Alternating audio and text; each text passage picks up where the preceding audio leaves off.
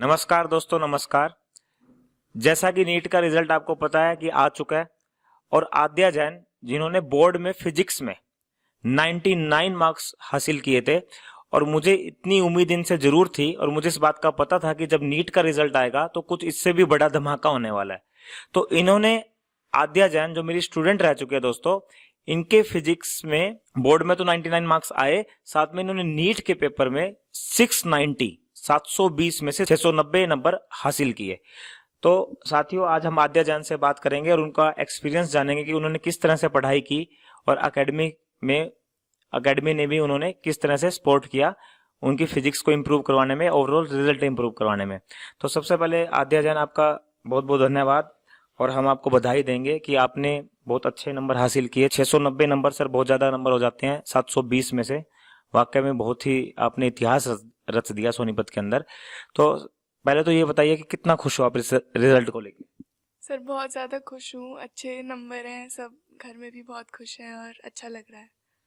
तो आद्या जैन बहुत खुश है दोस्तों रिजल्ट को लेकर।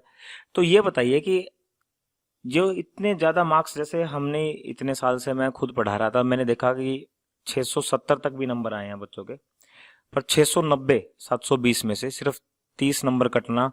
तो इसके पीछे मतलब कितने घंटे आपने डेली हार्ड वर्क किया, क्या कुछ आपने कैसे मेहनत करी ताकि दूसरे बच्चों को भी पता लगे कि इतने नंबर अगर लाने हैं तो हमें कितना पढ़ना चाहिए। सर अगर डेली नंबर ऑफ़ आवर्स आप पूछोगे तो ऐसे तो मैं नहीं बता सकती, मेरा शेड्यूल काफ़ी इरेटिक था, दो मैं रेकमेंड नहीं करूँगी। लेकिन एक फ़ोकस होना चाहिए कि जो मुझे टॉपिक करना है वो मुझे उस पे मेरी कितनी ग्रिप है। जैसे ट्यूशन्स पे आते जाते क्लासेस के बीच में अगर आप उसी के बारे में सोचते रहो, वही क्वेश्चन सॉल्व करते रहो और आप फोकस्ड हो कि ये सब्जेक्ट मेरा पूरा क्लियर है, तो नंबर ऑफ़ आवर्स मैटर नहीं करते, हार्ड वर्क से ज़्यादा स्मार्ट वर्क मैटर करता है। तो बड़ी जबरदस्त बात बोली कि टाइमिंग मैटर नहीं करती, मैटर ये करता है कि आपको उस कॉन्सेप्ट को क्लियर करने में समय कितना लग रहा है। अब वो समय कितना भी लगे तो आपको उसको फुल डिवोटेड होकर समय देना चाहिए। कोई टॉपिक ऐसा जल्दी क्लियर हो जाता है, कम समय में क्लियर हो जाता है, तो हम उसको जल्दी पढ़कर छोड़ सकते हैं, और कोई टॉपिक ऐसा जो टाइम ज्यादा लेता है।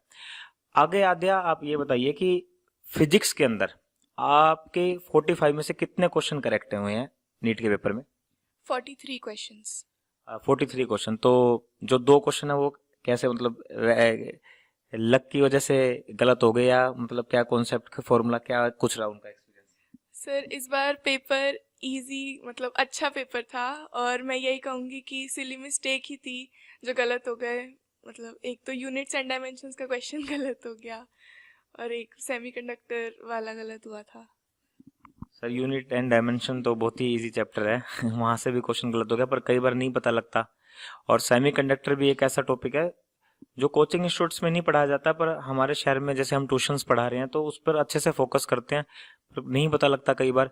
अच्छा ये बताइए, सबसे इम्पोर्टेंट तो ये है कि अब जैसे एग्जाम हो चुका है और हम जो कंटेंट बच्चों को डिलीवर करते हैं, और उस कंटेंट से जो हमने बच्चों को पढ़ाया, उस कंटेंट से फिर आप पेपर देकर आए, क्या फायदा हुआ? मतलब वही कंटेंट सारा आया या कुछ एक्स्ट्रा बातें पूछी गई जो हमने नहीं बताई और वो बातें एग्जाम्स में आ गई, उसको लेकर आपका क्या राय है? मैं यही कहूँगी कि आशीष नैन सर ने जितना भी कंटेंट प्रोवाइड किया वो काफ़ी एफिशिएंट कंटेंट था।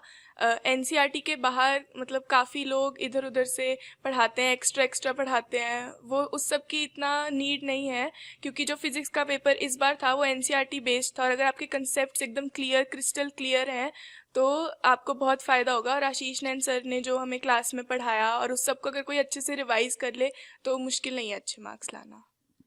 अच्छा ये एक बात और बताइए कि जैसे आजकल सर ये बड़ा चलता है कि किसी का लेवल हाई है, किसी टीचर का लेवल लो है।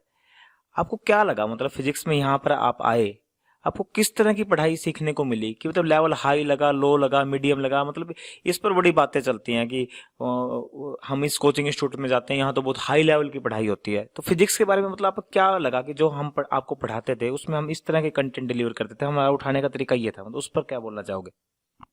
सर ऐसा कुछ लो हाई लेवल में मैं बिलीव नहीं करती। मेन बात ये होती है कि आपको जो पढ़ाना है वो टीचर पढ़ा रहा है या नहीं, आपको टीचर पसंद है और टीचर आपको ढंग से कंटेंट डिलीवर कर रहा है और जो नेसेसरी है। मतलब फिज़िक्स में एनसीईआरटी के कंसेप्ट्स अच्छे से समझाना, और सर ने बहुत ही अच्छे से सब कुछ कंटेंट मुझे दिया और मैं उसके लिए बहुत थैंकफुल हूँ। तो बहुत बहुत धन्यवाद आद्या से, जैसे कि हमारी बात हुई और बहुत ही अच्छे मार्क्स हैं। और दोस्तों, ये एक जो 12th क्लास होती है, इसके बाद जब किसी बच्चे के इतने अच्छे मार्क्स आ जाते हैं और कहीं एमबीबीएस के लिए उसको कॉलेज मिल जाता है, तो कहीं ना कहीं एक वो जीवन में सिक्योर हो जाता है कि अब हाँ, मेरा करियर बन चुका है।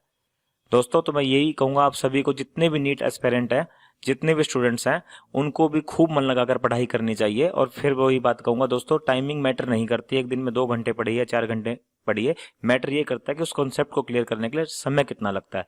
तो आप भी दोस्तों आने वाले समय में बहुत अच्छा स्कोर ले सकते हो अगर आप जो इंटेलिजेंट बच्चे हैं उनको उनके पाथ को अच्छे से फॉलो कर ले। अच्छा, मुझे ये बताइए कि जैसे केमिस्ट्री और बायोलॉजी जो सब्जेक्ट है, जैसे बायोलॉजी तो ये बोला जाता है कि सबसे ज्यादा स्कोरिंग होता है, तो केमिस्ट्री और बायोलॉजी में बच्चों को ज्यादा फोकस किस पर करना चाहिए अच्छे मार्क्स लाने के लिए?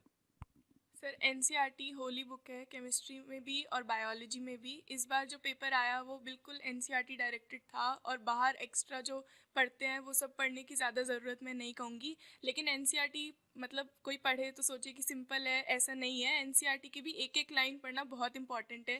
जैसे केमिस्ट्री में एक लास्ट के एलिमेंट्स का क्वेश्चन था, लोग उसको जनरली इग्नोर करते हैं, लेकिन वो एनसीईआरटी में दे रखा है, तो वो अच्छे से एनसीईआरटी को एक एक लाइन वर्बटिम याद करना ज़रूरी है। तो दोस्तों, यहाँ पर एक बात भी बहुत ज़्यादा मैटर करती है कि कई बार बच्चा ये सोचता है कि XYZ इतनी सारी बुक्स घर पर ले आता है और काफ़ी सारे ऑब्जेक्टिव क्वेश्चंस की प्रैक्टिस करता है और वो एक बेसिक चीज़ को भूल जाता है, एनसीईआरटी। तो सबसे पहले आपको फोकस एनसीईआरटी पर ही करना चाहिए, क्योंकि आजकल कॉम्पिटिटिव एग्जाम्स भी पूरी तरह से एनसीईआरटी पर ही फोकस हो गए हैं।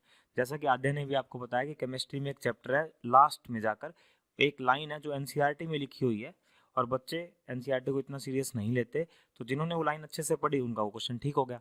तो प्यारे साथियों, अगर आपको बहुत अच्छा स्कोर करना है तो आपको एनसीईआरटी में, फिजिक्स में तो मैं नहीं बोलूँगा इतना, केमिस्ट्री में और बायो में तो पूरी तरह से आपको एनसीईआरटी पर फोकस होना चाहिए। और बात रही फिजिक्स की, तो मैंने खुद भी पेपर को एनालाइज किया है। फिजिक्स का जो लेवल रहा वो इसमें टोटल 45 क्वेश्चंस रहे, और मैंने पूरा पेपर को अच्छे से देखा, और देखने के बाद मुझे लगा कि 40 क्वेश्चन तो बहुत ही ज़्यादा सिंपल क्वेश्चन थे। 40 क्वेश्चन तो ऐसे थे दोस्तों, मैं आपको कहता हूँ एनसीईआरटी भी करने की जरूरत नहीं है। आप अगर नोटबुक में जो मैं पढ़ाता हूँ आपको, अगर आप उसके कॉन्सेप्ट्स भी अच्छे से पढ़कर उन फॉर्मूला को आपको पता हो कि फॉर्मूला लगेगा कैसे, तो 40 क्वेश्चन तो बिल्कुल फॉर्मूला बेस्ड थे। 5 क्वेश्चन आप मान सकते हैं थोड़ा मॉडरेट थे, जिनमें थोड़े से अच्छे कॉन्सेप्ट्स लग रहे थे। ओवरऑल फिजिक्स का पेपर भी बहुत ईजी रहा। तो दोस्तों, आज लास्ट में यही कहूंगा कि अगर आप भी चाहते हो कि आपका नीट में बहुत अच्छा स्कोर आए, तो इधर उधर की XYZ बुक्स ना लेकर केमिस्ट्री और बायो में तो पूरी तरह से फोकस हो जाओ एनसीईआरटी पर।